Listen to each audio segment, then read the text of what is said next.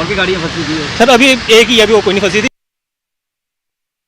में मकामी लोगों ने पाकिस्तानी शहरी को पकड़कर बॉर्डर सिक्योरिटी फोर्स के हवाले कर दिया। आरएसपुरा में बैनुल-अक़वामी सरहद के करीब पाकिस्तानी शहरी को पकड़ा गया।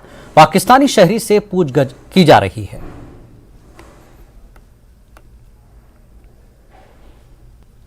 लाहौर में मूसलाधार बारिश ने तबाही मचाई। मानसून की बारिश के बायस एक शख्स जाँ बहक हो गया।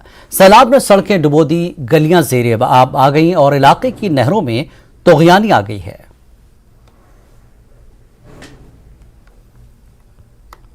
बीजेपी के कौमी सदर जेपी नड्डा ने 7 जुलाई को नई दिल्ली में एक अहम मीटिंग के लिए जम्मू कश्मीर के बीजेपी के सीनियर लीडरों को तलब किया है।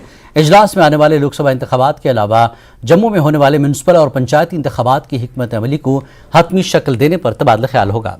जम्मू कश्मीर के बीजेपी इंचार्ज तरुण चुग, मरकजी वजीर डॉक्टर जितेंद्र सिंह, बीजेपी जम्मू कश्मीर के सदर रविंदर रैना, जनरल सेक्रेटरी अशोक कौल, रुकन पार्लियामेंट जुगल किशोर शर्मा के अलावा लद्दाख के रुकन पार्लियामान जमयंग सिंह नामग्याल और लद्दाख के पार्टी सदर पोंचुक स्टेंजन इस मीटिंग में शिरकत करेंगे।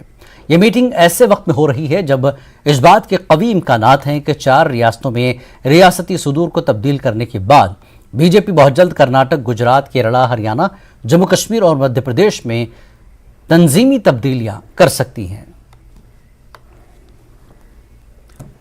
IIT गुवाहाटी में नायब सदर जगदीप धनखड़ ने 370 पर बयान दिया। नायब सदर ने कहा कि दफा 370 हमारे आइन में एक आर्जी शिक थी। उन्होंने सवाल किया कि जम्मू कश्मीर के लोगों को इंसाफ फराहम करने में 7 दहाइयां क्यों लग गई। उन्होंने कहा कि उन्हें नहीं लगता कि कोई भी आर्जी चीज इतनी देर तक चलनी चाहिए। 2014, after a long gap of 3 decades, the country had one party majority.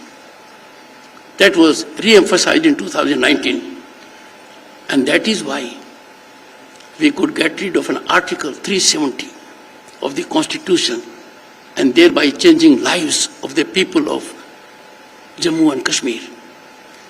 They have access to it.